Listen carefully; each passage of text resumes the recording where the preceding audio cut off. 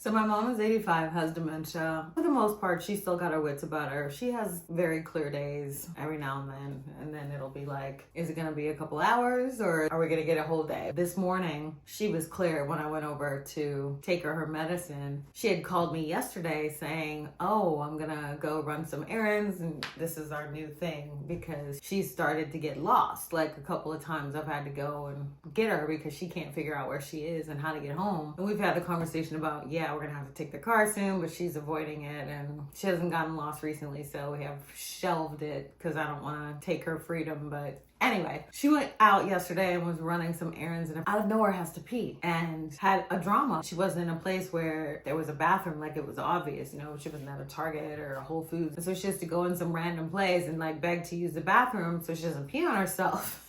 She's just telling me this and I'm like, Mom, don't even feel bad. You know, when you get old, this is just the gag. And I tell her about my trip to Tokyo in December and how that was the first time I flew Delta One. And I don't know what it was about the trip to Tokyo, but I had to pee constantly. And the first time I had to go, I discovered that the door to my pod was broken. So I'm flagging down the stewardess and I'm like, I gotta pee, the door won't open. She's trying to get, she's like, oh my gosh. She gets another stewardess and they're both trying to like, I'm like, you got 60 seconds or I'm going over the top because I gotta go to the bathroom now. And so the guy in the pod across the aisle sees all this happening and just kind of shoos them out of the way. And he's like, oh my God. And he just yanks the door, gets it open and I'm like, pew, and go straight to the bathroom.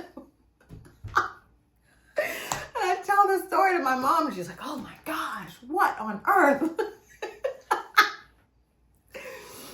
And after I gave her medicine, I'm home and I'm just thinking to myself, this is what happens when you age. You know, you have entire conversations about peeing. And this is the type of information that low-key I should have gotten when I was younger, because I think now about all the time and energy that I wasted trying to like mold myself, make myself more palatable, make people more comfortable around me, and low-key failing spectacularly. But I should have been learning not to hold my pee all day because it was going to create problems for me when I got older. This is the wonderful thing about aging. You know, they say, or I say, aging is not for the faint of heart, but it's a wonderful thing because, you know, what's the alternative? But the other great thing about aging is even though you realize how much time and energy you may have wasted on nonsense, you also stop caring.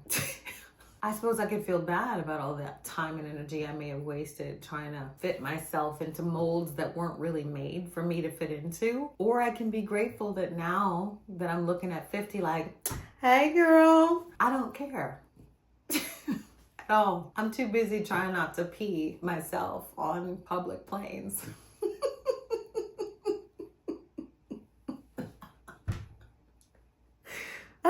Yeah.